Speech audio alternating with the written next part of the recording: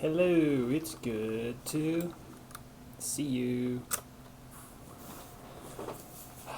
Bainequo's here, just to say hi. Hope all is well. And I'm going to start. I don't know. I'm gonna do something though. Figure it out.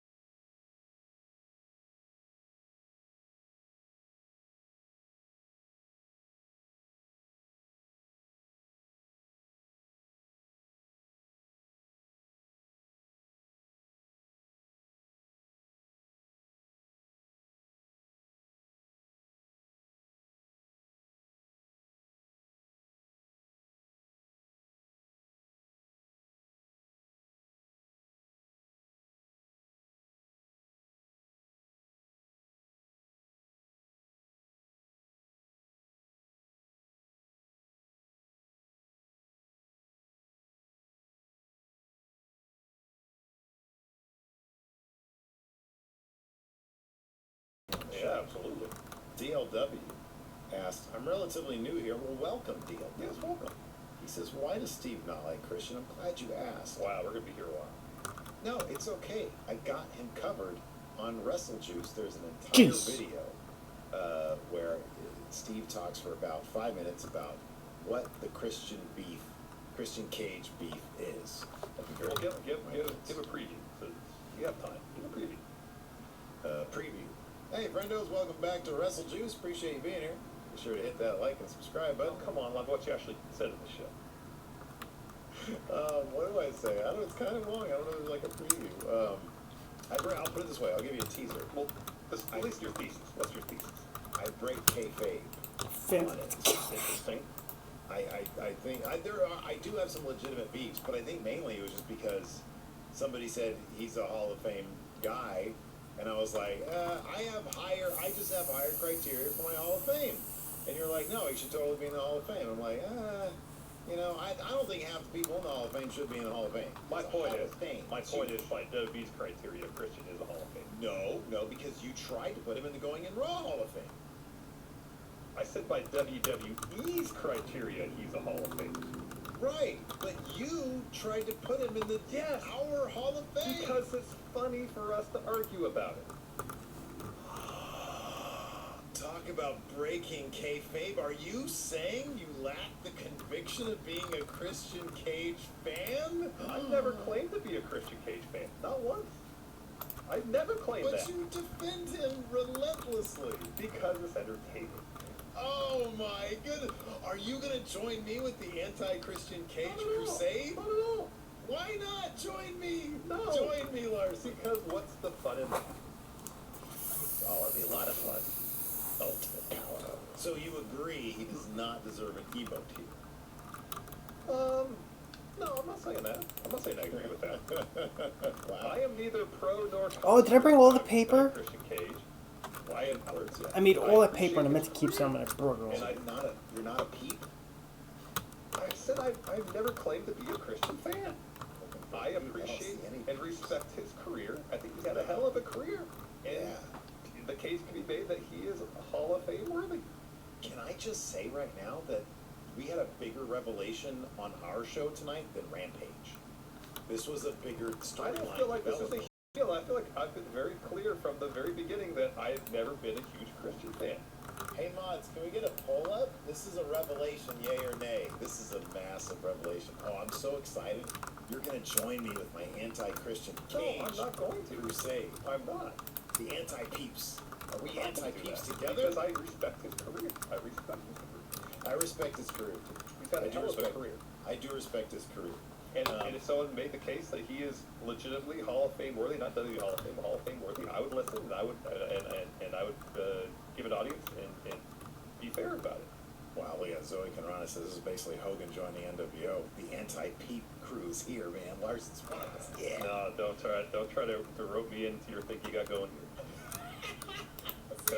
I'm not going to for us to argue. I'm not it's more fun. It's more fun for us to be anti-peeps together, man. No, it's not. There's no fun in that. Someone here's got to defend Christian, even if it's not 100% earnest. You know.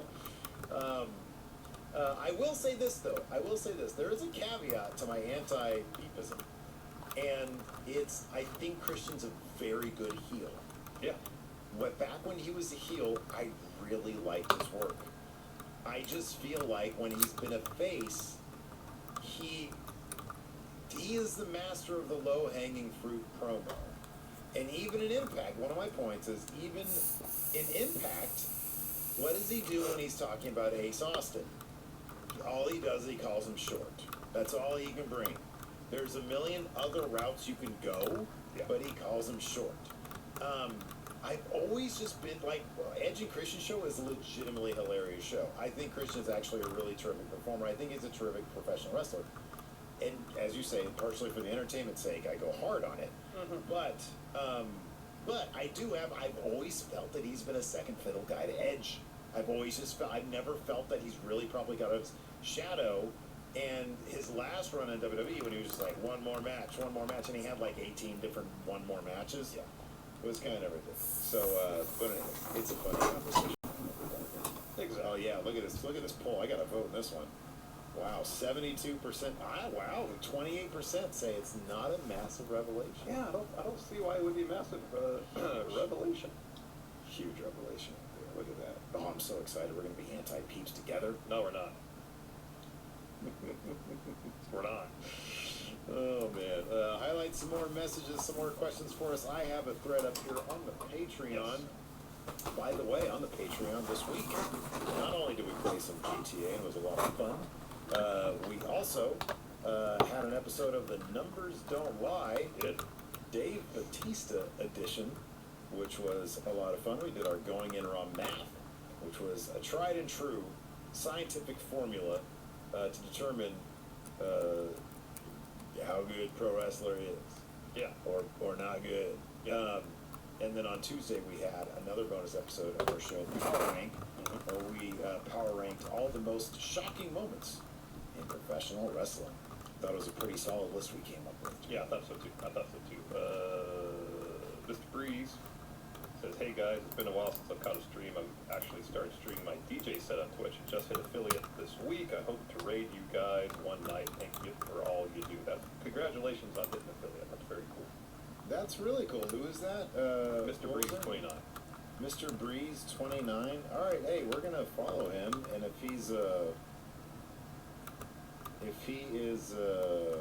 when we get to the part where we can streaming, and when we're ready to raid, we shall raid it. I think. Yeah, we'll raid, exactly. Yes. Yeah, absolutely. Mr. Breeze, is there any like it's underscores or anything? No, it's Mr. BREEZ 29. All together. So Edward 421. Oh, sorry. That says Russell Juice. Going in Raw collaboration. I'm just Joe asked. Wait, does Larson watch Russell Juice? Steve, you know the answer to that question. 2 Grammy nominees, 2 Tony nominees, a 3-time Emmy winner.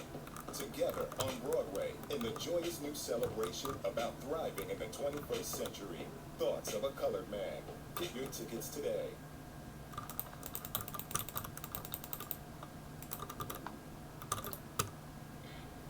Fall is here at QVC. Add some cozy to your wardrobe with the latest fall trends and brands.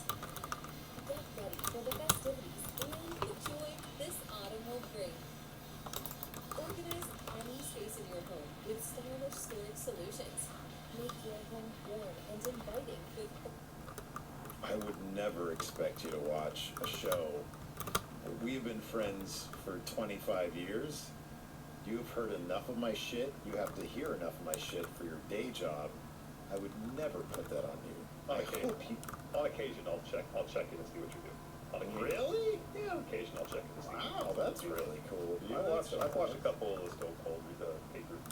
Yeah. Those are legitimately funny mainly because Rob is such a great editor. Rob is a great editor. I can come up with some funny Stone Cold stuff, but Rob really makes that something special. There's a brand new one up today, and I'm hoping to get an AEW one. Yeah. I can't say I watch every day just because I don't watch like there's nothing on YouTube I watch every day. But I check it. I keep tabs on what you do. Cool. Oh, that's cool. Right on. You're like, what asinine thing is Steve going to be talking about? I mean, I'm not hearing any asinine thing you're going to say. I'll hear it. You know. Well, that's the thing about Wrestle Juice too is that it's a good here. It's a great conversation we have here at Going In Raw. For some things, it's just it's different content to just speak right to the camera and establish a rapport that way. And Going In Raw is Steve and Larson. It's not just Steve, it's not just Larson, it's both of us. Yeah, it would exist. So that's what Wrestle Juice is. Yeah, it sort of scratches that particular itch. DA, it's so hard to believe that WB had all this talent and wasted it. Even Christian has had a good match thanks to Kenny. Yeah, thanks to Kenny, absolutely. You got 2 of them. Yeah, he's had 2 really good matches with Kenny. Let's see here. Over on Patreon, we've got Steve Klain says, do you think Bullet Club will ever invade AEW? If so, when? That shit is happening in 2022. I have been the master of prognostication over the past couple months, and that's going to happen. There's going to be a super card in 2022. That shit is happening. Well, keep that in mind when we do predictions for next year. Absolutely. Prime Joy of Bearding, do you believe in the idea that Miro's gamer gimmick was lame on purpose so that way his gamer gimmick would be more impactful? Oh, I'm not going to say it was a purposeful thing to do a lame gimmick for Miro at first. I don't know if they really knew what they wanted Miro to do when he first came in. They gave him something that would keep him involved, and the AEW has had done a good job when someone comes in, they give them something to do for a bit, and then to kind of get them acclimated with their audience and probably get that wrestler acclimated with how they do things. And then by the time they think is right, then they'll actually start doing a real story with them. I think that's been a relatively established pattern. Not across the board with people they bring in, but we've seen it a few times. Yeah, no, I agree with you. It wouldn't shock me at all if Miro, we always come up with good questions that I think are perfectly within reason. We really need to start asking questions of those media club. Hey, this is Steve from Going In Wrong. What? Going In Wrong. What's your question, Steve? Do you think Miro liked video games when he showed up? Well, he plays video games on his Twitch channel, Steve, of course. Achoo! Just like, is that a band back? Taking a crap turn. You dropped your phone. Did you drop your phone? Sorry. Wrap it up here.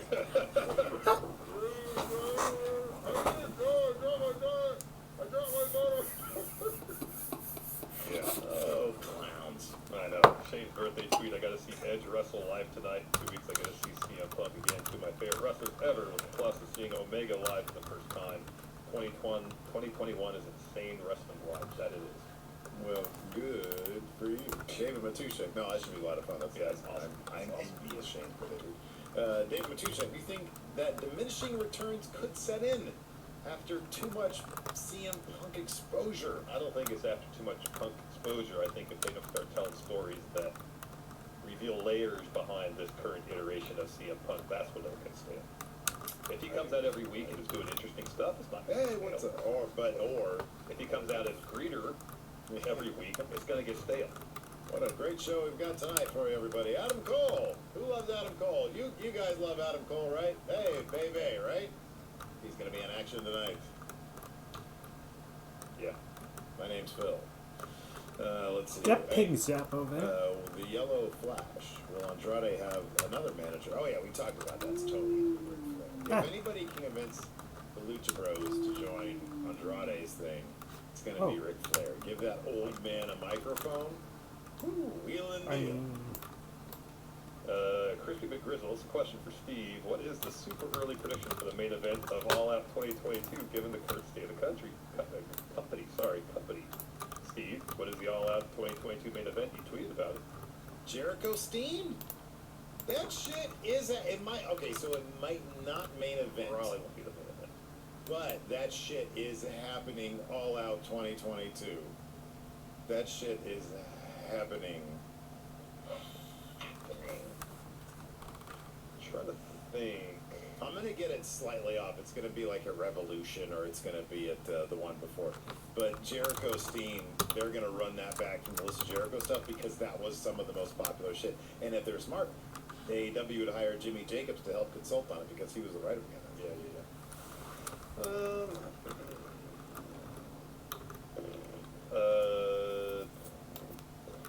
It'll be Hangman Page against somebody.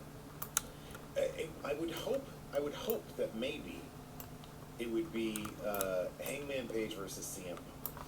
Yes. Because so apparently I've not seen this, but our good friendos over at Wrestle Talk want Punk to go heel, and I personally think that give him about a year of, he's happy to be their Phil right now, but he has to realize very quickly that he's not going to be able to line up these fun little dream match exhibitions like he's got with Darby. There's going to be people gunning for him, like Team Taz, but hopefully a bit more dangerous. Yeah. Right after Team Taz knows him, you got Archer out there, and he lays out Punk. It's going to be no country for old men for Punk. And then, about a year later, maybe in the build to All Out, he goes heel, turns on Hangman or whatever. maybe you have an odd couple where Hangman loves beer and Punk is the straight edge guy, and so you have the odd couple type situation. Everybody loves it, and then Punk turns on Hangman and said, "Hey, in the end, that's what I want, that title." So you had Hangman versus Punk at All Out. Yeah, yeah. It's like Michael without an L. Micah 2731 with the sub. Thank you so much. Make sure hopefully I got your name right. Don't want to mess it up. Thank you very much. Yeah. Let's see. Your D Hayes says, "I hope MJF gets the first win on Punk." I think they need to have that feud. Yeah, that's the feud that I want to see too. Pinnacle versus Punk. Yeah, that'd be good. That would be good. Let's see here. Black Beast says, "I always hated the triple threat match between Omega versus Ibushi versus Cody because of Cody. If they just had Kenny versus Ibushi, what do you think?" Kenny and Coda have been clear that they will only do a one-on-one bout at like a really huge event, like Tokyo Dome, Yeah.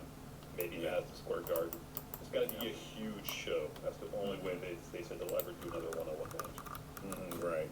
Yeah. Let's see here. El Nidso says, "Hey, Ferndo's been a fan since the 10 to the Win days and followed the pod since the very first episode. Fell off the wrestling train last year due to COVID and a career change, leaving me less time to watch every week, and I fell out of the podcast loop too.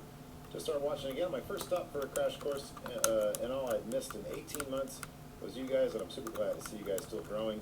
It's genuinely great to see. Thank you so much. Thank you so much. Well, thank you very much. We appreciate it.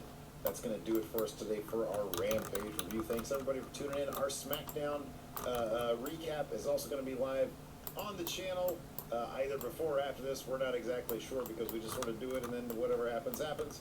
But it's definitely going to be up tonight or first thing in the morning when you wake up.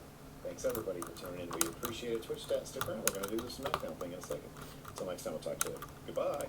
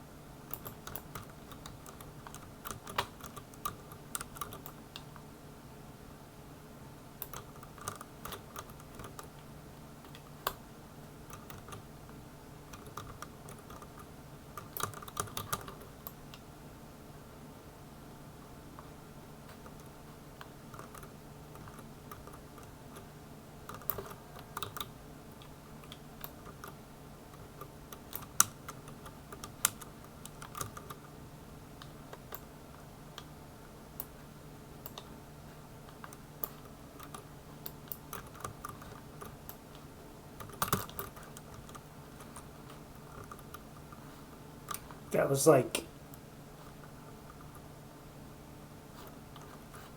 everything I didn't want to do. God damn it.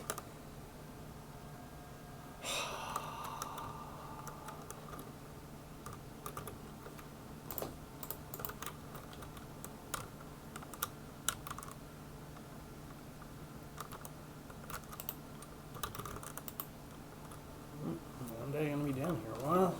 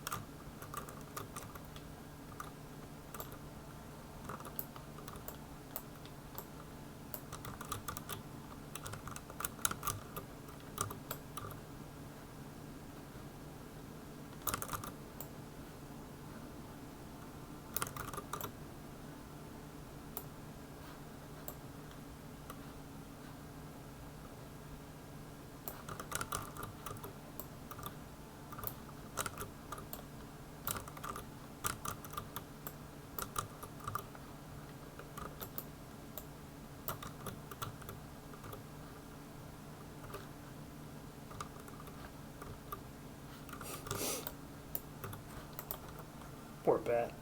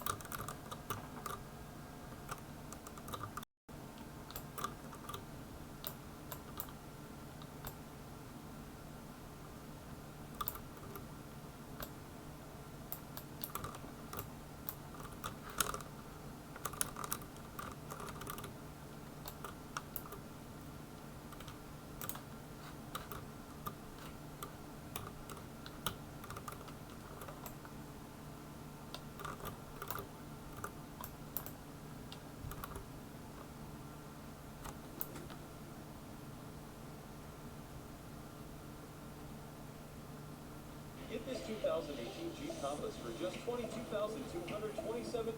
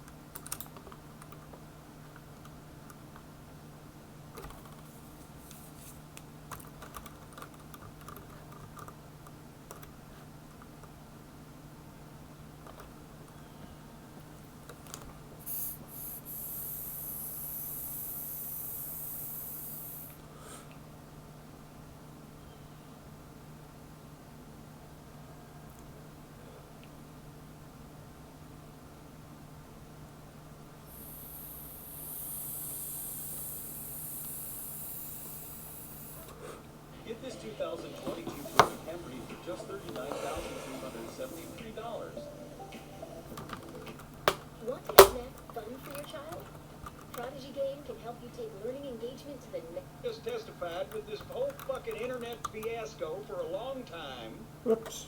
And as far as I'm concerned right now at this moment, JimCornette.com will remain an angry placard telling people that we had a great site and it didn't fucking work. So I don't know when or if this shit will ever go on sale again, and I could care less. How's that?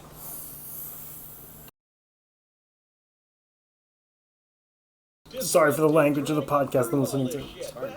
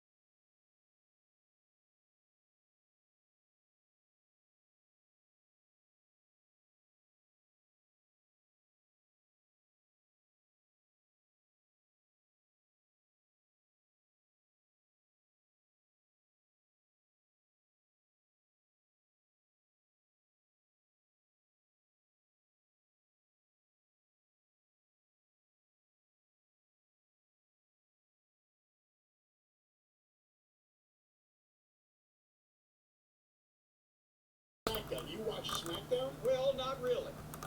Not really. Because here's what I was at the Memphis airport in the day of the Jerry Lawler Hulk Hogan match.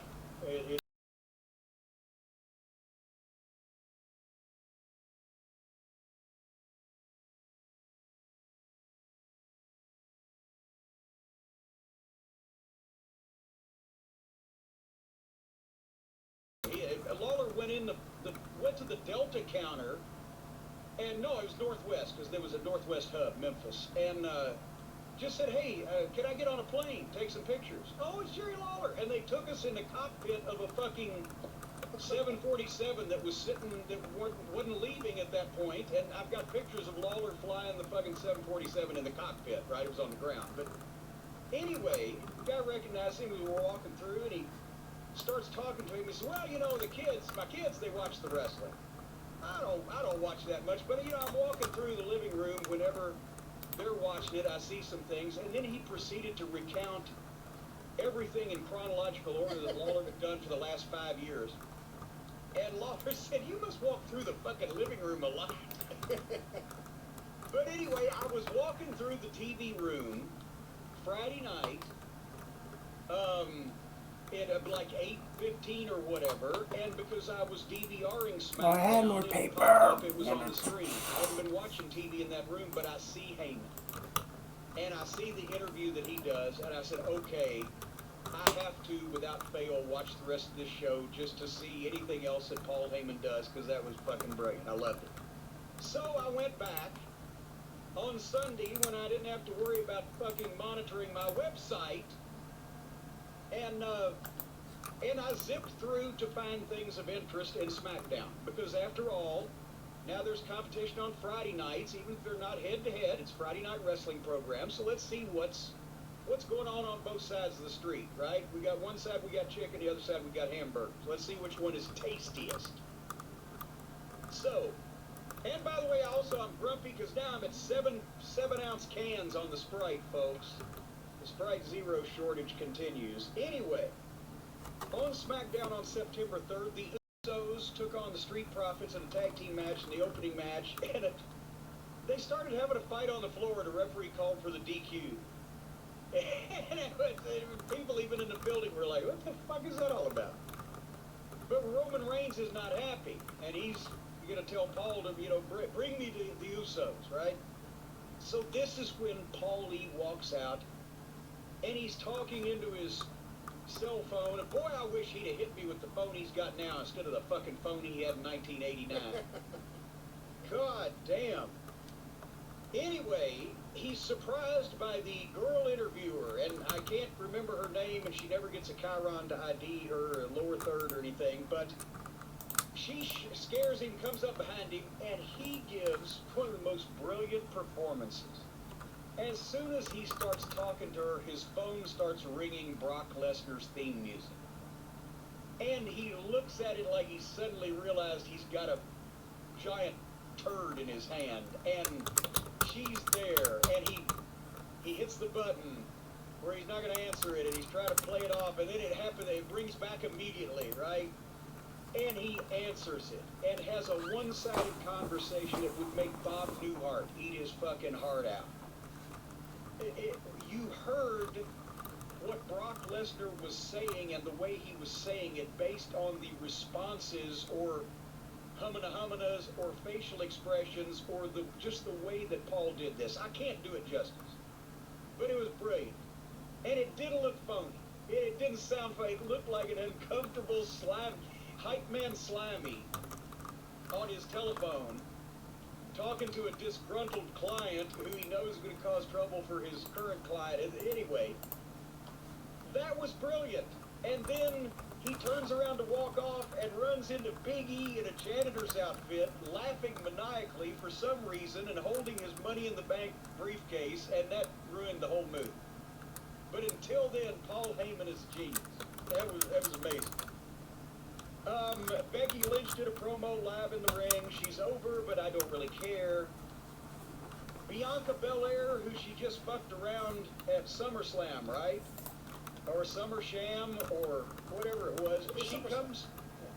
SummerSham. She comes out to the ring laughing and skipping to get in the ring and then talk to the girl that screwed her out of the belt, and I still don't care. Dolph Ziggler was in the back, and he's hitting on Toni Storm, offering to let her sit in his corner, but she's rooting for Boogs. You know Boogs. Boogs or Booger? I think we ought to call him Booger, the guitar player. The Lost Powell cousin. There was Gomer, there was Goober, and there's Booger. Boogs played the guitar, and emergency fast-forwarded when Nakamura came out and was having more seizures. Emergency fast forward? Emergency fast-forward. I was afraid that I would catch the seizures from Nakamura. Booger beat Ziggler flat in the middle of the ring in 1 minute and 30 seconds. He only did 3 offensive moves, and all of them looked like he was doing them for the very first time. And thanks for coming, Dolph Ziggler. Rollins had a match with Cesaro, and suddenly everything picked up. Everything picked up as far as the pace and the action and the level of work. Those guys look great. It would have been better if they were somewhat more over because of the rotten booking, especially that they've done with Cesaro. And this whole... 2 Grammy nominees, 2 Tony nominees, a 3-time Emmy winner, together on Broadway in the joyous new celebration about thriving. The break. And the first thing you see is Lee Johnson hits Malachi Black with 7 punches and a drop kick and a dive to the floor and wipes him out. Splash off the top. I wrote, Malachi Black is going for this. Question mark, question mark. Tony Khan allowed this, question mark, question mark. Somebody thought, does anybody know how to get over anymore? Question mark. This is insane! Exclamation point. I love you, period. Anyway, I love you who? don't remember the song? Damn. He just randomly appear and then disappear off TV for months. But what I've seen from him, he's got good facial expressions. He's technically all right in the ring. Hopefully he fills out. I've got nothing against this, and I've got nothing against this being the main event of the show that airs at 10 o'clock, and the main event goes on at 11, or 20 to 11. I thought it was all right. I didn't think they did a great job on either show as far as it being a go-home. With that said, they apparently shattered every pay-per-view record they've ever had, but I think that's more about the matches than the actual build-up. Yeah, the TV the Friday night before didn't make any difference whatsoever, positive, negative, or indifferent. Right, We're going to get it regardless at that point. But, I guess that one episode with Punk was such a unique and special episode. I mean, it'll go down in wrestling history as one of the most special episodes of AEW show for sure, but even any wrestling show of the past 20 years. And I guess I kind of hoped that it would be up at that level, but, kind of the show's going back and forth. There's good stuff, there's bad stuff. The Mark Henry segment has become a favorite of mine. I can't explain why I get such a kick out of Mark Henry, the sportscaster, but I do. Jericho sucks. The triple split screen, though, when there's two guys in one, three guys in the other, and Mark Henry's as wide as two guys in the middle, it's starting to get busy. Not as busy as the commentary booth. I can't deal with Jericho yelling non-stop. It's bad. It's bad. Well, you know what you need to do then? You need to watch the television program, but you need to customize what you're listening to. Have your own soundtrack. Play your own thing. March to the beat of your own drummer, Brian. That's a great idea. And you can do that easily with the Raycon earbuds. Folks, if you're wanting to create your own soundtrack, smaller than Moxley, they can probably stick Moxley's head up his ass in 30 seconds, but they don't know that. The announcers are shitting. But they're CM Punk. They're all going, what the fuck? All they see hit two of his. Shima used to be better. Defend against the bank addicted. Half didn't look a lot like this when these two got skit doing goof playing video games. And now saying, oh, but I can do this also. Like, I don't understand how somebody can come. It was like bringing Abdullah the Butcher in and giving him Adrian Street's gimmick. But anyway, of course, the same things as normal, especially in the opening match on a show. Prolonged fighting on the floor. Are they going to use the ring? The referee counts forever but never gets there. This was a very good example of.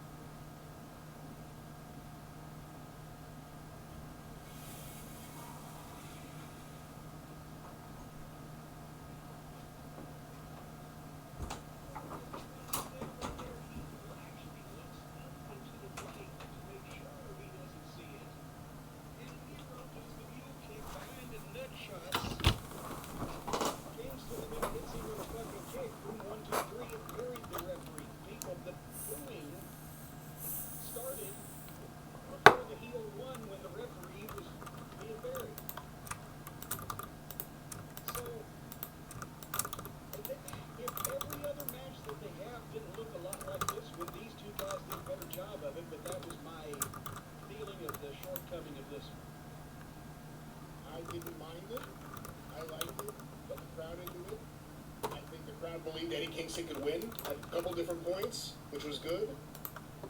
Miro's been really great in this role. If I could say anything, not that I would have been a big fan of the Moxley-Kojima match in a vacuum, but having this match directly before that match, to me, really hurt that match in my eyes. What do you mean, because they did all the same shit? It was just, to me, it was too simple. Well, let's get to that then. Moxley and Satoshi Kojima. I did not know that Satoshi Kojima had been wrestling for 30 years. And neither would anybody else except the most dedicated of fan, except for the announcers beat it to death. So this guy's got to be almost 50 years old. He looked great, which is why you shouldn't tell people he's almost 50 years old. Fall is here on QVC. Add some cozy to your wardrobe. But now that I'm looking for a 50-year-old, but this, obviously, Moxley not only has the Japanese fetish, he's got the garbage match fetish. Now, by the way, did you hear he's actually going to challenge, or not challenge, but he's the new garbage wrestling champion, and he's going to defend against the bank-addicted drug robber somewhere in a field of mud outside the federal fucking limits of authority or something, wherever they do these things. That's good, because he's kind of like the commercialized version of him anyway. But that Tony Khan's allowing this. You got a big star on a national television program, but he's going to go off and fuck with these people. Anyway, so I'm waiting to see what this is going to look like. And they started out standing there letting each other chop each other and doing fake forearms. And then Kojima did a dive. And then Moxley did a dive. And then they had a fight on the floor. Does this sound familiar? Can they just tape one Moxley match and just keep replaying it so I can save the notes? Because there's never a difference. Kojima backs Moxley up in a corner and does the ridiculous rapid-fire chops with his left hand waving also, and his face looked like he's having a spasm. And I wrote, this is every indie-style match ever held. They traded fake punches on the apron. Did Kojima used to be better when he was like in his 20s or 30s or even 40s, and that's why he's a legend, or was he always about like this? I've never watched much Kojima. He never interested me much, and it's important to note that when they said some of his accolades, when they repeated some of his accolades, and he held, this title at the same time as this title, it means something, but it doesn't mean the same as if Baba was alive and Inoki was running New Japan and he held titles at the same time. Different world completely, but I'm not a big Kojima guy. Okay, well, I wrote, why are these unknown people brought in and made competitive with AEW's quote-unquote top stars? And who is supposed to be the babyface here? Moxley is more heelish. Hey, can I bring up a point? Yes. WrestleMania 7, for instance. Vince books Demolition. At that point, it's Smash and Crush to lose to Tenryu and Kateo. This was obviously to please their Japanese partner. Yeah. Do you see it the same way here, that they had to, let's just say, and I'm not saying they had to get a New Japan guy, but let's just say to please their new friend, they've opened the forbidden door, and all of a sudden people came marching through. To please their friend, they're going to have one of their talents on what is, I think, the big show of the year, right? It's all in, all out. It's the big show. Yeah, can they ask for somebody that doesn't qualify for AARP? There would be a question. I don't. And here's the thing: we know that excrement is in the Japanese bubble, and Uncle Dave the Guru is Japanese, and most of these fans Japanese. But this Moxley is one of their top fucking guys, and if they can't send a top guy for Moxley to be competitive with from New Japan, then they need to send somebody that he can beat in 8 minutes, instead of doing the same fucking match with every Tom's dick is hairy just because they're from Japan. Everybody knows sold the clotheslines. More standing and hitting at each other. And finally, Moxley hit 2 of his double-arm DDTs and pinned him flat in a flat finish. And wait, there's more. Music plays. Moxley is astonished. Everyone is puzzled because nobody knows who the music is. And then he comes out, it's Minoru Suzuki. And yes, He is a legend. And yes, he's also, how old is Minoru? See if you can find that information out. And he comes out, and he's fucking a badass, legitimately. 53. He's 53 years old, and all the same people that knew who Kenji Shibuya in this match was also know who Minoru Suzuki is, but a lot of other people are going, if anybody, any new fans were brought in by CM Punk, they're all going, what the fuck? All they see is a guy with a funny haircut that's 4 inches shorter than Moxley, that's smaller than Moxley, that can probably stick Moxley's head up his ass in 30 seconds, but they don't know that. The announcers are shitting, but they're preaching to the choir again. But they might be able to build this up, especially if they do a package on Minoru Suzuki's incredible mixed martial arts accomplishments, blah, blah, blah. But They're not building anything up. They announced it for Wednesday.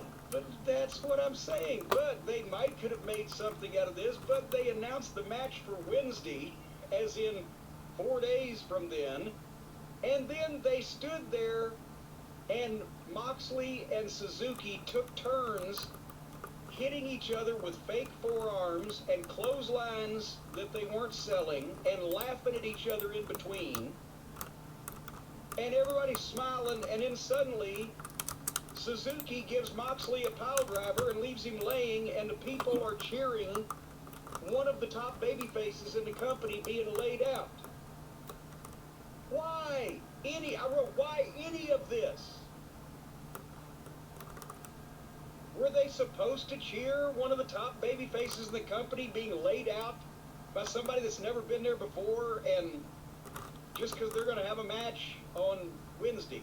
I once went to a concert, and the main band was going to be the Strokes, and right before the Strokes came out, Jay-Z showed up and did a surprise set, and the people lost their minds because no one expected him to be there, even though he upstaged the Strokes, even though I saw fucking Albert Hammond Jr. flip out on an amplifier because of this, because they didn't know Jay-Z was going to do this either, and it completely upstaged them. The place popped. The place went crazy. Minoru Suzuki, the people who were there who actually know who he is, and the people who were there probably know who he is, they love seeing him do whatever he's going to do to whoever it is, whether it's Moxley, whether it's Omega, whether it's Daniel Garcia. Whoever it was going to be, they were going to pop for Suzuki. I know. Anyway, here we go again. Dr. Britt Baker with Reba and Jamie against Chris Flatlander with Pockets in the corner. And after this previous exhibition, to be honest, I walked away from this to go piss and get another 7-ounce can of Sprite and forgot to pause this. And I came back and it was already over with. And, well, Pockets was involved, so it's not to be taken seriously, but how many times did Chris Flatlander almost injure poor Britt Baker? It wasn't that bad. It was all right. Britt Baker's super over. I can't say super over. And I like what I've seen, the little bits of Jamie Hayter so far. Reba is perfect in her role. Not a Pockets fan, but other than the fact that she's involved with the best friends who are deaf, and it's somewhat of a silly alien gimmick. Other than that, If she wasn't involved with the best friends, everything would be fine. Of course, her hometown is the Andromeda Galaxy, but which I believe is in Suffolk County. But other than that, I think Statlander improves and has some potential. But like so many people there is potential, but we're experiencing everything on TV as opposed to there being another place for them to get ready for TV. But I think Statlander has potential. well, good. Then, I don't know how long on the show this entire segment took up, but thankfully they put the Women's Battle Royal on afterwards for people to have time to get the taste out of their mouth of this thing. The cage match for the tag team title with the Hartley Boys against Felix and Penthouse. And, my God, they went all out and hired not one but two different crummy rappers to wrap the Lucha Brothers to the ring with a bunch of guys in costumes and masks and etc. I don't know how long this took, but I have the speed search on screen, so it was going a while to get rid of this. And so I just kept it going and got the Harley Boys in the ring too. But that had to be, what, 10 minutes? Just to get them in the fucking ring? I don't think it was that long, but Good Lord. Boy, we sold a bunch of Raycon earbuds when those rappers were going, I'll tell you that. Damn. Anything to block that sound out. And it was good for a big entrance for the Lucha Brothers for the big event. I didn't think it was that bad. Yeah. You don't like rap. It could have been anyone. It could have been a Hall of Fame rapper. It could have been Run DMC, and you would have said, fucking rapper. It sounded like somebody pulling a cat's bowels out through its sphincter. Anyway, The modern so sound. Well, there you go. They put the cage match on in the middle, but once again, the Cucamonga kids, they couldn't figure out a way to sell Tony on putting them on first, so that they could kill the whole show and get out of there and not leave anybody else anything. So they had to go on after a few matches, but they still did the same thing. I was astonished. As soon as the bell rang, they started at 100 miles an hour in a four-way, doing gymnastics. The corpse referee stood and watched everything. They went through some choreography. It was a four-way the entire way, right? Because I didn't see a tag. It was Young Buck style. And so it was a cage and a tornado match and constant meaningless stunts. So I fast-forwarded quite a ways, and then I stopped because Pieface put on a tennis shoe with thumbtacks stuck to the bottom of the tennis shoe and super kicked one of the Lucha Brothers. I'm serious that actually happened. And then I fast-forwarded some more on that, and I wrote, will this ever be over? And then they were Hi, all Jaden. standing there How you doing, super man? kicking each other over and over, and I fast-forwarded some more. And from the on-screen speed search, it looked like they hit pretty much every move and finish ever invented in wrestling ever. And then I think this has to be my favorite finish that's ever been done in AEW, Brian. Did you see what the finish was? What was wrong with the finish that they did? I'm not sure. They've got Penthouse is holding both of the Harley Boys. They're all standing up, 3 in a row, right? In the ring. And Penthouse has them like fucking Superman grabs the Joker and Lex Luthor or the super villains and fucking hauls them off to he's got them Weekend at Bernie's style. Weekend at Bernie style, right? And Felix is on top of this cage that has to be almost 20 feet high. Legitimate. And by the way, they do have a great cage. I have to say that It's is a a great cage. they spent a lot of money on a cage. Felix does a crossbody block off the top of the cage, and he jumped from the top of the cage. He was even higher than that. And he landed with a crossbody right onto all 3 of them, with his brother in the middle. Both of the Young Bucks that were on either side sold it like they'd had a fucking 100-pound sack of bricks dropped on them, which it probably felt like. The brother in the middle that took the brunt of it, as soon as Felix rolled off of him, he jumped right up to his feet. And then they grabbed Balding Buck and gave him another double-team pile-driver-like finish. Boom, and that was 1, 2, 3. A 25-foot crossbody off the top of the cage wasn't enough to just say, hey, stay down. They jumped up to hit a finish after the guy hit that. And the guy that jumped up took the fucking majority of that goddamn blow. I couldn't fucking believe it. They weren't down 10 seconds. It was an immediate, as soon as they can jump up, I'll get to my feet. This was one of the more ridiculous, self-indulgent masturbation sessions that I've ever seen in a ring, where these children and these 2 Mexican psychopaths were allowed to just go out and just non-stop do every stupid thing. Nobody sold nothing. Everybody's fucking doing everything. They all look like a bunch of fucking children dressed up in goddamn birthday pajamas. It was the biggest mess. I can't. What the, they wrestle FTR once, beat him and send him home, but they wrestle these clowns every week and put them over. And now the Lucha Brothers are the tag team champions. So we got to see more of these shitty matches. Santana and Ortiz and FTR ought to goddamn go on strike. You think we're gonna get Santana and Ortiz versus the Lucha Brothers since they just beat FTR? I'm afraid we are. And then that'll suck. Because the Lucha Brothers will be in it, and it won't make a lick of sense. And nobody's there to stop them. So, I'm assuming, since I haven't been on the internet and ain't going to be the rest of this week, that all the Young Bucks fans thought this was wonderful. I couldn't even watch it. You can't even keep track of what's going on. You don't even know who's supposed to sell the moves they're doing. The guys that are doing the moves do more damage to themselves doing them than the guy that they're being done to. It's fucking lunacy. So anyway, that was that. Changed my mind. I'm not going to be able to change your mind. I don't think anyone can. I thought it was all right for what it was. I knew what to expect. It's a Young Bucks match. It's the Young Bucks referee. I know exactly what to expect.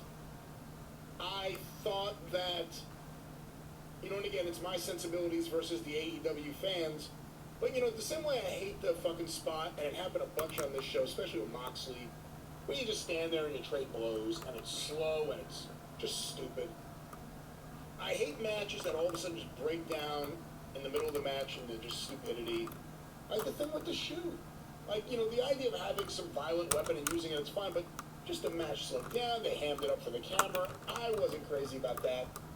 Who would be scared of that?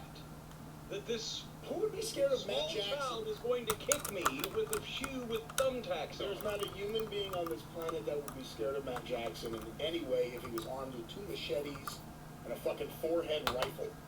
It would be impossible to be scared of him. But I'll give the Bucks, I guess, and Tony credit. They knew in advance. I think the Lucha Brothers had to win. Especially when you look at that reaction, and the Bucks are getting interesting heat. Because it's not we're fans of the Bucks, we're giving them heat. It's we're getting a little tired of the Bucks kind of heat, I think. So they put the Lucha Brothers over to get the heat off themselves because they've been the Road Warriors for so long, but they can't put the actual good team over. Well, Because that would stooge off to the whole world that, again, that FTR is so much better than they are and so much more professional. the story will one day come out about them and FTR, but I'm just saying that if you look at that room and look at the reaction, and if you followed the match and didn't fast forward and just paid attention to the crowd, this was the right decision. They had to do Oh, yeah. a title change here. It had to be. People loved it. It was sort of like when Trump lost. It doesn't matter who won. I have seen some people, and I'll say I enjoyed it clearly more than you, but I don't think it's one of the greatest cage matches of all time. What? Some people are saying that. That's a bit Oh, ridiculous. boy. Alrighty. Well, speaking of great matches, we won't now because next was the Women's Casino Battle Royal. Who won? Ruby Soho. Good for her. That was a big moment, a big pop, the debut of Ruby Soho, although I will say this. Tony Khan seems to have some pretty good musical taste. I approve. But stop fucking cutting these songs to fit your needs. She comes out to Ruby Soho. That song, I get you wanted to come out to That's the a chorus. song? It's a great song by Ransom. I get you wanted to come out to the chorus, but the beginning of the song is perfect for a wrestler to enter to. Stop fucking picking when in the song you want it to be the entrance song like you did for the fucking Pixies. Don't cut up the music, Tony. Jerry Jarrett edited ELO. Bill Watts did not do anything to Queen. Be more like Watts here. Well, in all honesty, have we told that story before? About It Jerry may Jarrett? have been a while. Yeah. But I admired this because this was Jerry Jarrett's attention to the detail of what went on his program. There is a line in the Rock and Roll Express's entrance music by ELO, Rock and Roll is King, come along with me to a land of make-believe. Jerry Jarrett didn't want that line on his wrestling program, so they fucking edited it out, smoothed it right over. That's attention to detail. Now, I get why you didn't watch this and why you wouldn't have liked it. Although you may have liked the final few minutes with Thunder Rosa and Ruby Soho, the former Ruby Riot. I did not know that Ruby Soho was going to be here. I would have liked Ruby Soho and Thunder Rosa not after seeing 19 other girls do whatever the fuck it was they did. So when they have a singles match, I'll be there. Oh, see, you missed it. Jade. Oh, Jade. Oh boy. When she's not playing with her hair, she's doing everything she can to hold her top up. You gotta see fucking Jade in there. She's not the president. No. She's not the president. What are you trying to say? I'm saying she's not the president of that committee. No, God damn it, you went back to the committee? The committee! Of all the throwbacks you could have on this show. Yeah, I'm just saying she is not the person No. that I was going to indict. I would The president of the committee. Before you drag us back down to your gutter, what I was going to say is, I understand why you didn't watch it, and you just basically admitted you probably would have liked her and Thunder Rosa, probably will see them at some point. But although we didn't watch much of her in WWE, and I'm not very familiar with her work at all, it is one of those things that I've seen wrestling fans on social media really react to.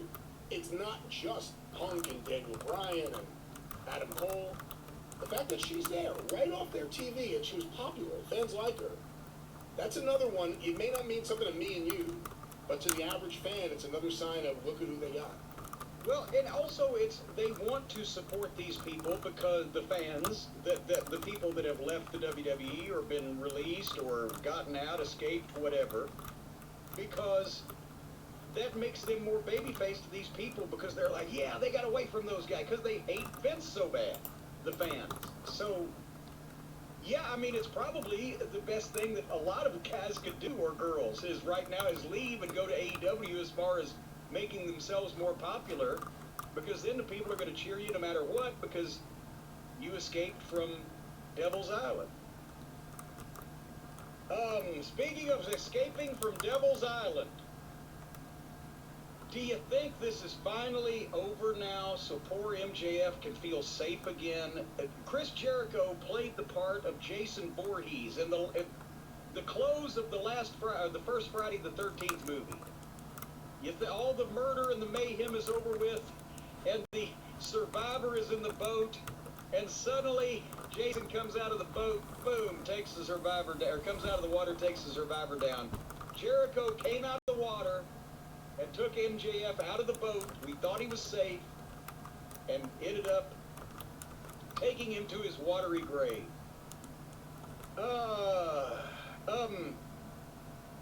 I know that Jericho felt left out with all the fancy musical entrances, but it was with that guitarist, it was hard for the fans to sing to that, wasn't it? Yeah, and I think, quite frankly, with any guitarist, I mean, it doesn't really work well with singing along, just a single guitarist playing along to the song. Maybe Jericho should have gotten Booger to play him. It was rough. So I had to give that one a C. It was a little pitchy, dog, but they start the match, and finally there's a heel on the program. MJF wipes his ass with Jericho's jacket, tore fans' sign in half. And they started out wrestling, tackles and arm drags and etc., but then they did a hockey fight spot. Keep track of these. Because Jericho was a little weak on the hockey fight spot, and then they do the smoke and mirrors because Jericho, he's not going to take a bunch of bumps that he don't have to, and he's not going to run a lot of running spots. So they went out to the floor and in the crowd so that Jericho can do shit, exciting shit without doing it, actually. But now, when they were in the crowd, the announcers clearly said the match has no count out. Right? You heard that. I made note of it. I don't remember what the commentator said. The announcer said, oh, when they were out past the barricade in the crowd, the announcer said, oh, this match has no count out. Remember that for a second. So finally MJF takes over, and he was doing the best he could. He has to not run off and leave Jericho.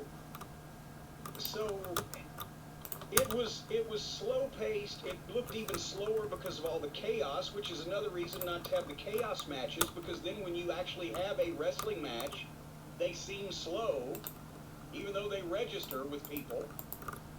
But again, the pace that Jericho looked like he could go after all the chaos made it look even slower. And then I thought MJF was able to keep it alive with his heelishness, but they didn't need to go so. Hello there, Chris. Hello, how are you? Oh, you're Precious? Hello, Precious. Hope you're both doing well.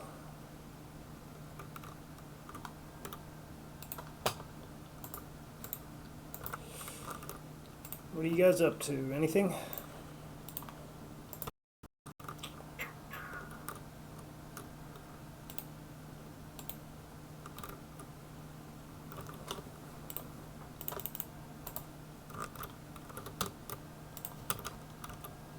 Good.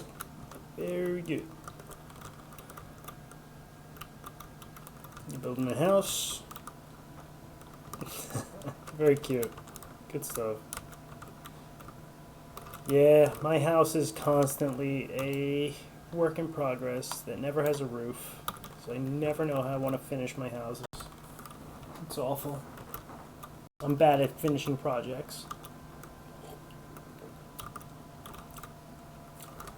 Hello there, Mina. How are you? Welcome.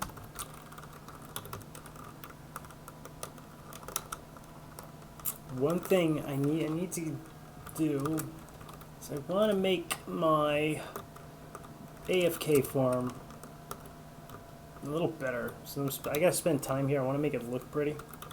It's gonna be a silly AFK farm, but I think I'm gonna fill it with amethyst.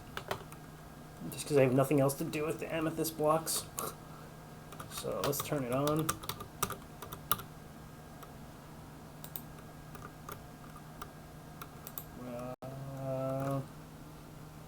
I gotta do something with some of that rotten flesh. Here, let me put the building supplies in here.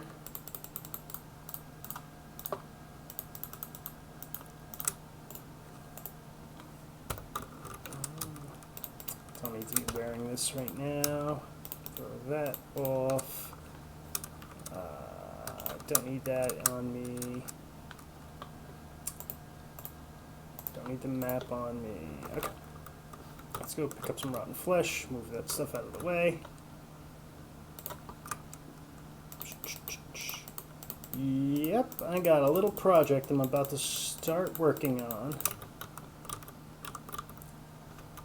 Let me first move all of this rotten flesh out to make room. Because I'm about to make my mob spawner look super pretty. Okay, so my idea, this is a very dark place, and it has to be for the mobs.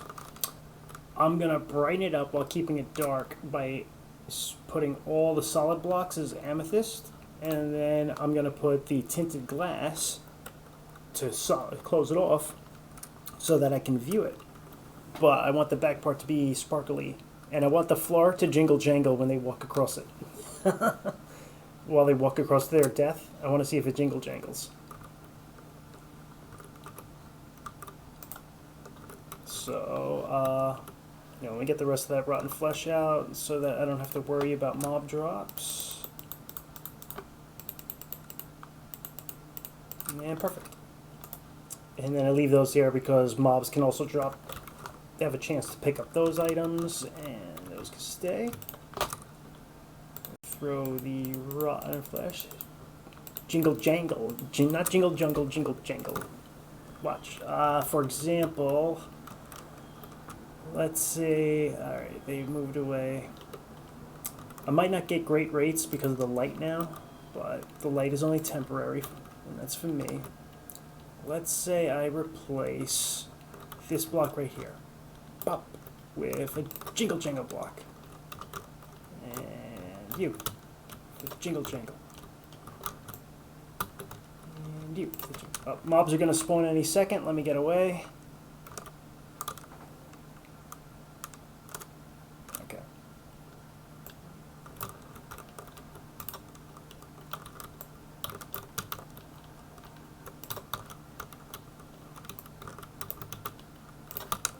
Okay, let's... Yeah, jingle jangle. like jingling. Oh geez, that's why I broke the stupid scaffolding. So I could do this.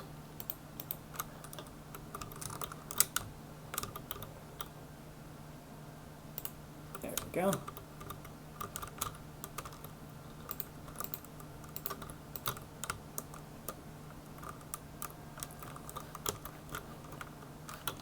Much better. Right? Let's see. Yatta! Okay, I can do that. I can do that. And I want that. I don't want that. You break it. Oh.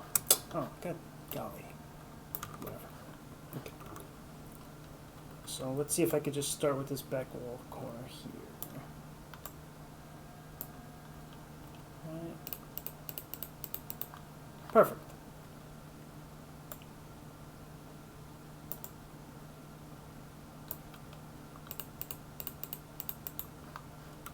Yeah. See? It's gonna be super pretty.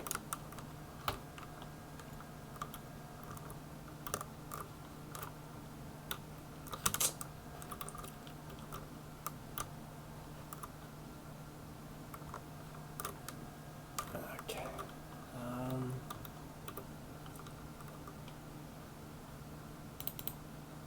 Oops, not that way. Let's get underneath.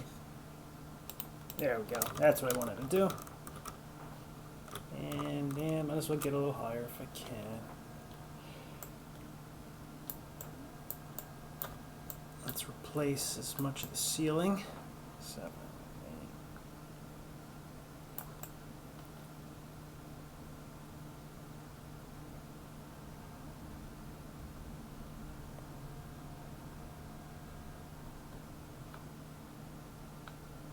8. And I'm not using my silk axe because I actually need cobblestone. So I'm doing this on purpose, if anybody thinks I'm not. Okay, drop those in. Me and Precious are gonna play Minecraft, but you'll listen. Oh yeah, do whatever you guys gotta do. I mean, I'm working on my project. You guys should absolutely be working on yours. 5, 6, 7, 8. Believe me, it's a quiet morning for me. I don't have a major project going on. Just this is just a little fun side project. It's gonna be a nice little quiet morning. So, ooh, see, my ceiling is starting to be all pretty. I like that.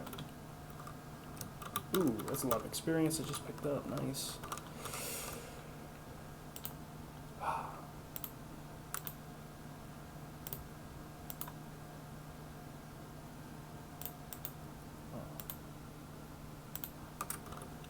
Go.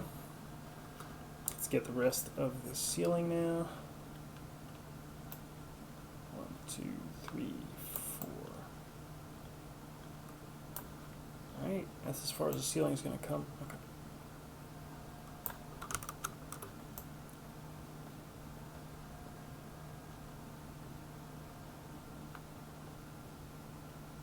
Are you guys streaming also? Or are you guys just playing offline? Chris and Mina.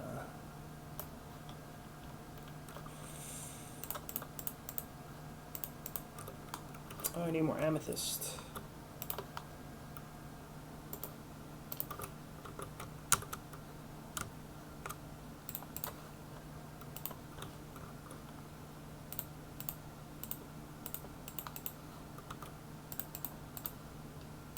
Beep, beep, beep, beep, beep, beep. Plop, plop, plop, plop, plop, plop. Uh-oh. Okay. Alright, let's get this far wall here, I guess. 3, 4, 5, 6, 7.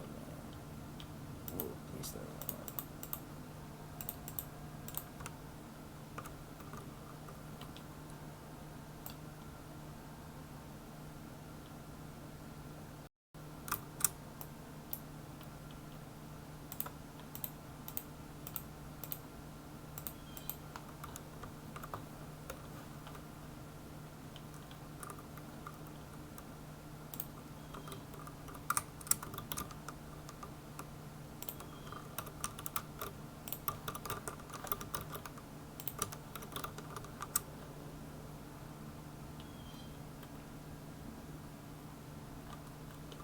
Oh boy.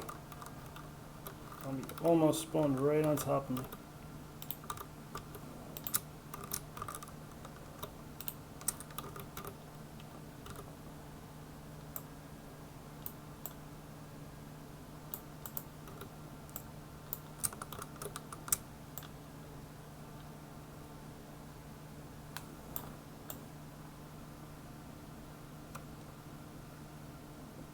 Oh!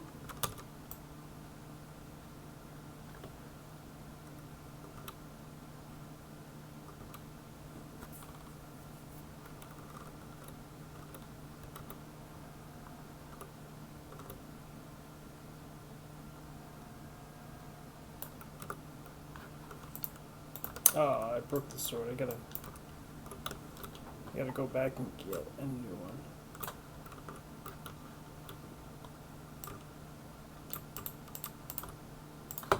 Let me go and get a replacement sword here.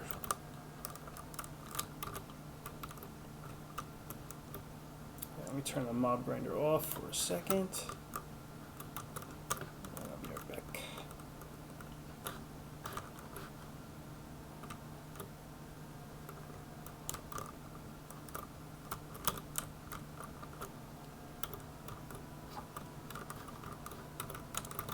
I'll be right back, guys. We're too young to stream, and if you do stream, we'll always look like this. Go. Ah, I gotcha. Well, that's okay.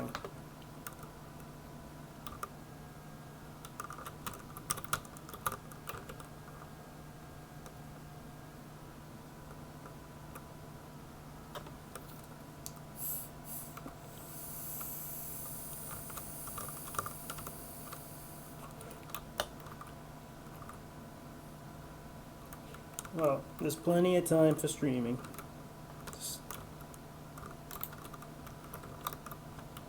Let's see. What am I thinking of? Oh yeah, I need another axe. I'm like, what am I trying to think of?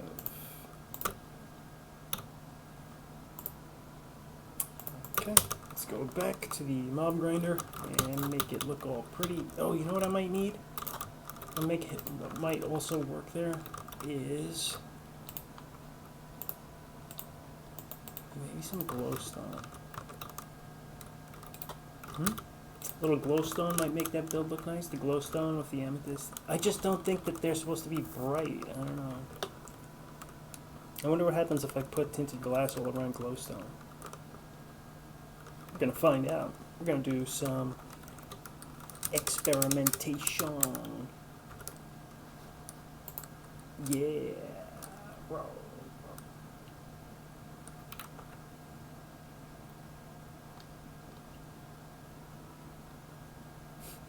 I just love that dance.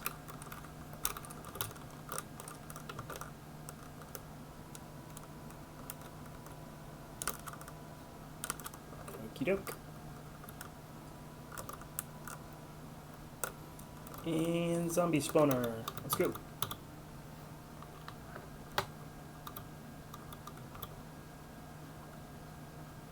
Alright, let's turn the machine back on.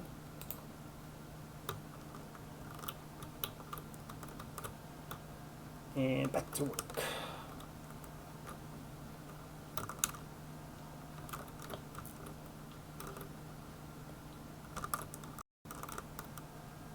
Let's see, I should destroy these blocks really quick.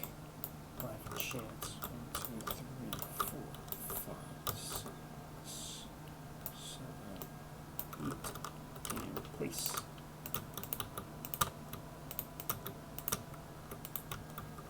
There we go. More jingle jangle blocks needed.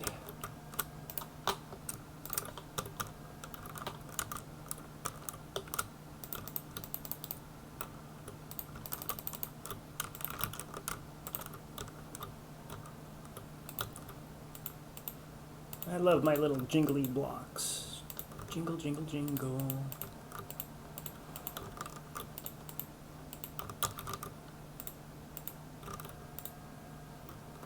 Alright, now these 3 blocks, this I've got to be careful dealing with.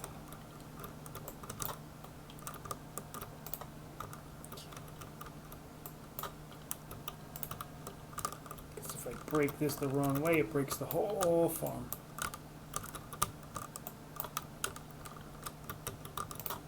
Okay, very good.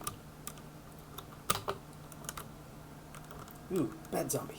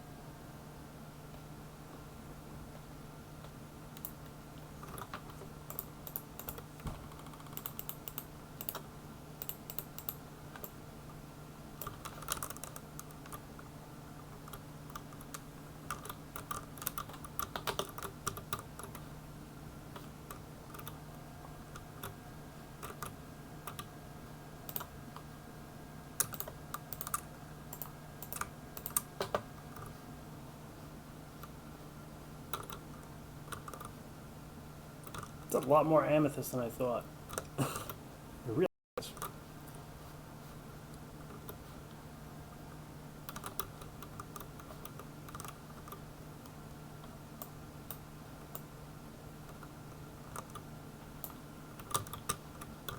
Oh, wow. He actually climbed out. Look at that. We had a smart zombie. Uh-oh. They're getting too smart. We've got to make this quick then.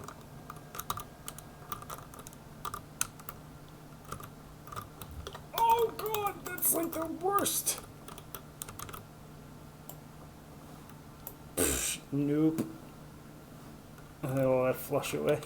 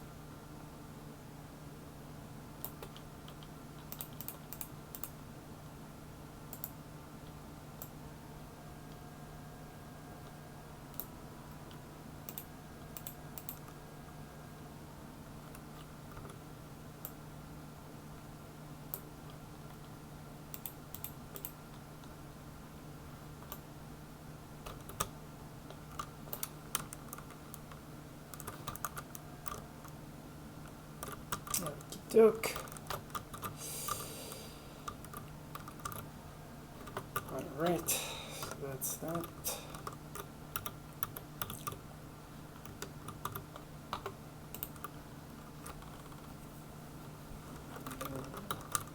Interesting.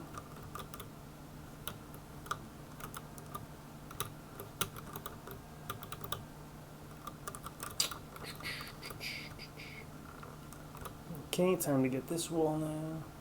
Well, let's see.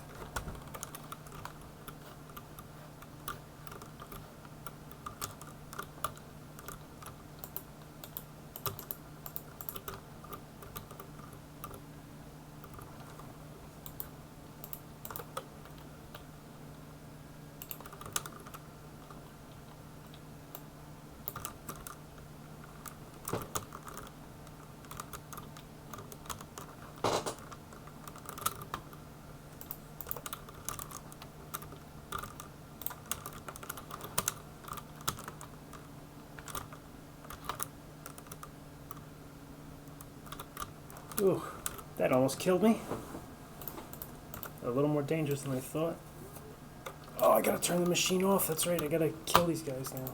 Manually, because they're not dying. Because I took the trident. Okay. Down, down. Okay, where's the trident? Trident. Slab. Aim the trident. Okay, slab. There. And on. Okay.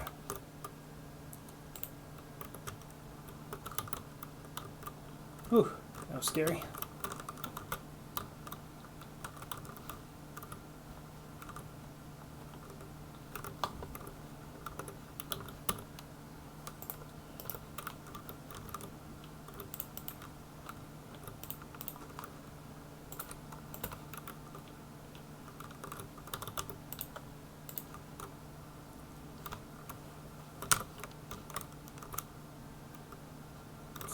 Well, actually,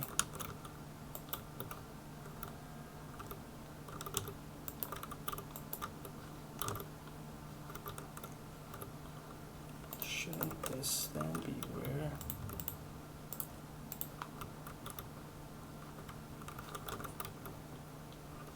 Yeah.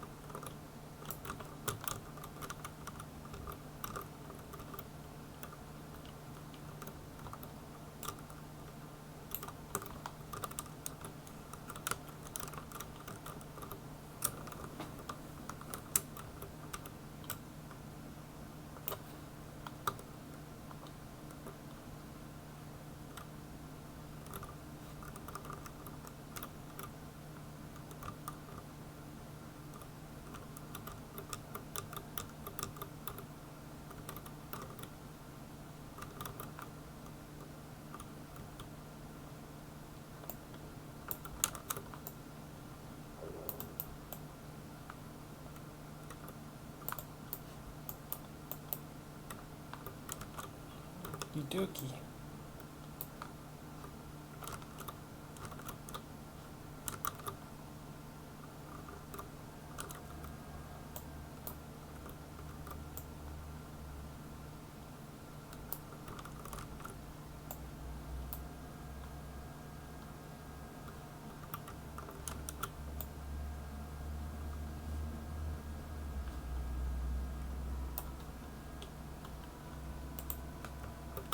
Torch on there for some reason, okay. Temporary torch. Wow.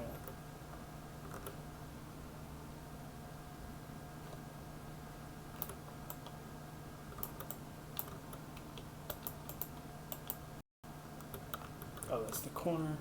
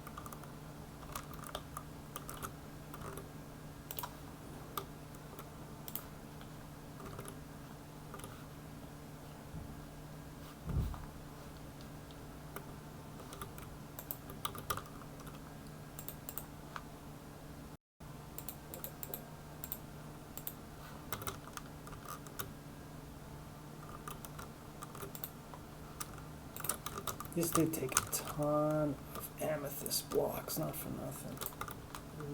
Way more than I thought.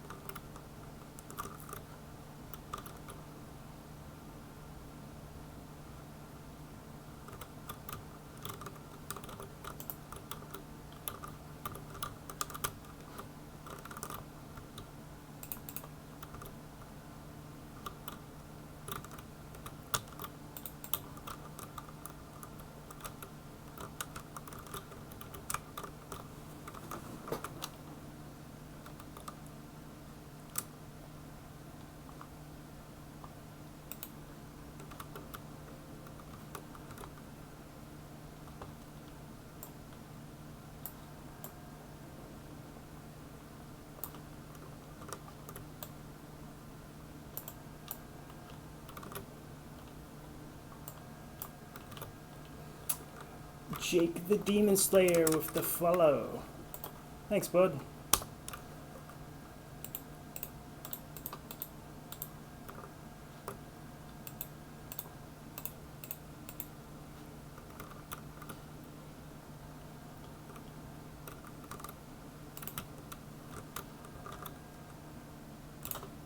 Yeah, a lot more zombies will start to spawn once I close this off and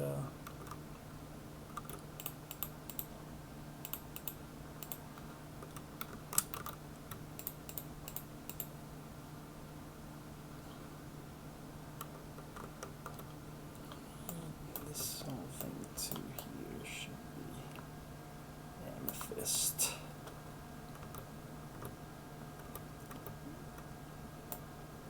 Alright.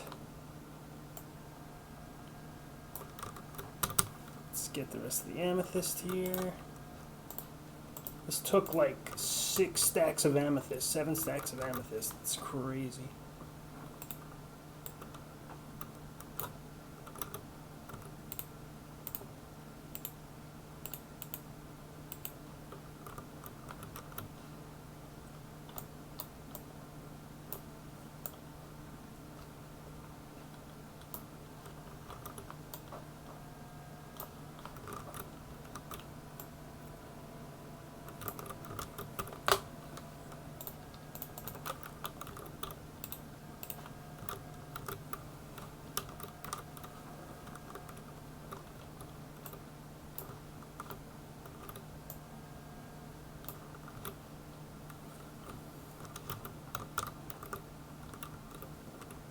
Let's see, so I got this huge amethyst prison, basically.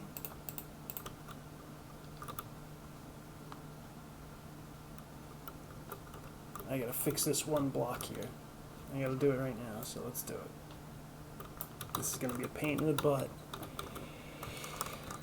Let's turn the machine off. Alright. I got my sword in hand. Let's get the silk axe and get ready. Let's kill these 2 first to make it easy. Okay.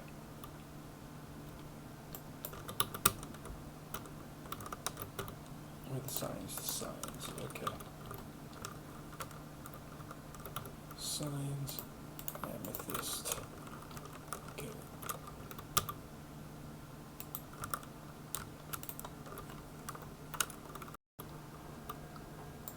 Oh god. Oh no, no, don't do it. Don't die. Oh god, I'm gonna die.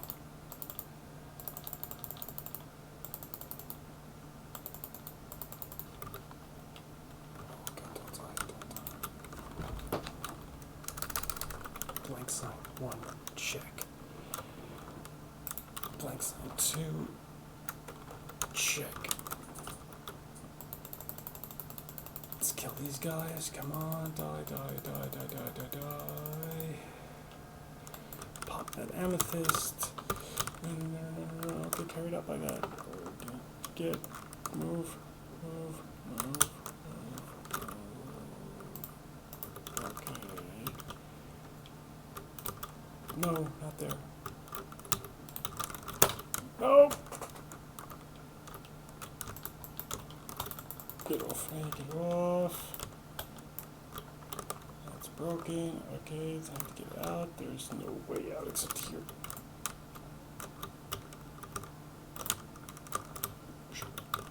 Okay. Did it.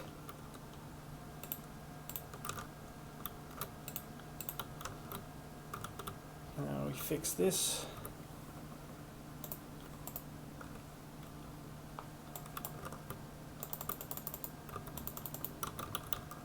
Oh.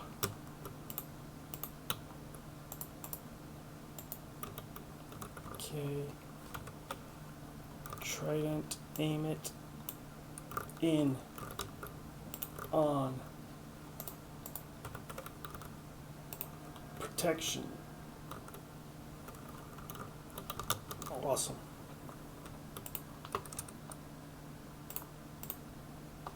Let's pick up all the blocks I dropped in here.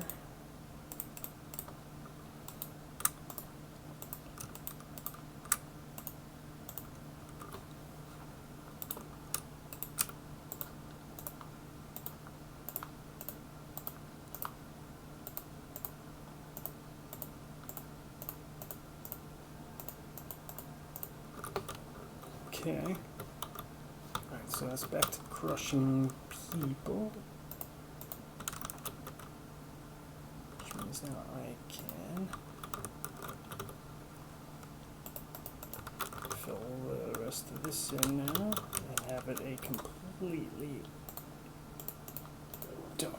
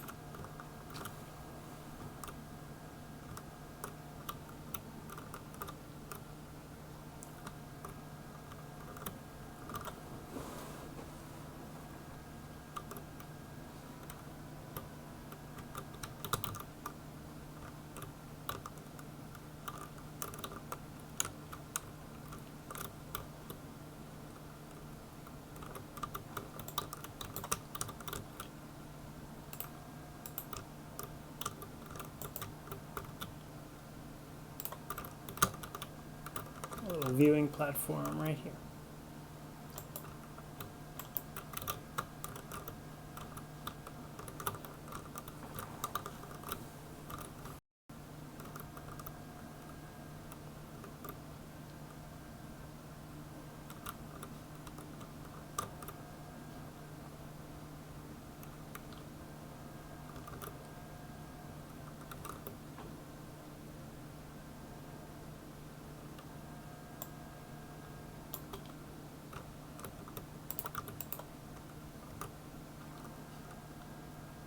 I wonder if that'll help if I put those glass blocks there.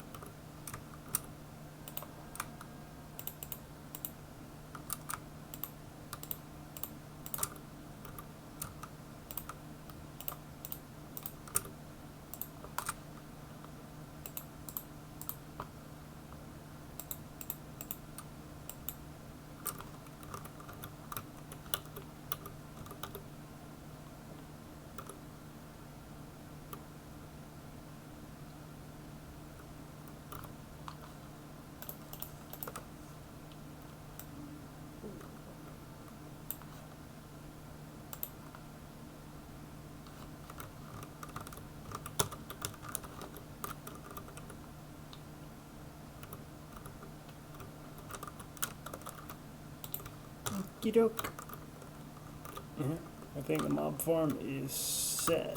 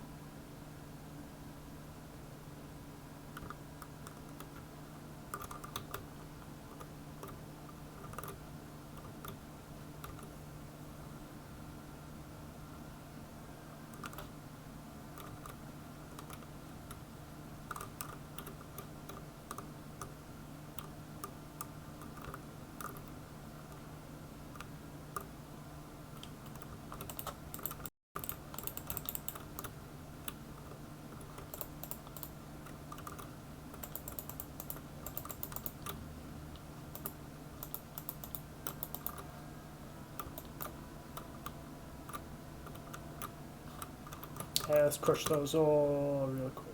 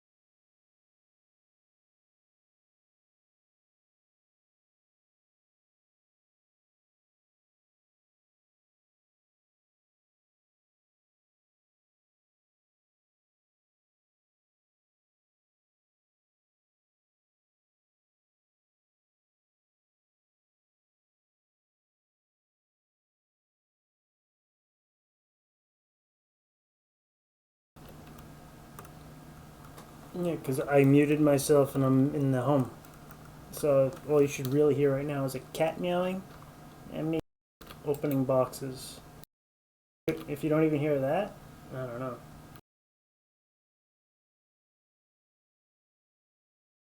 Oh wow, my game audio hasn't been playing this whole time and I have had no idea. Oh god. This is 2 hour stream has been nothing but no wonder. Oh god. Oh well, that explains a lot. So this whole stream has had no game audio and I've just noticed. Unreal. Wow.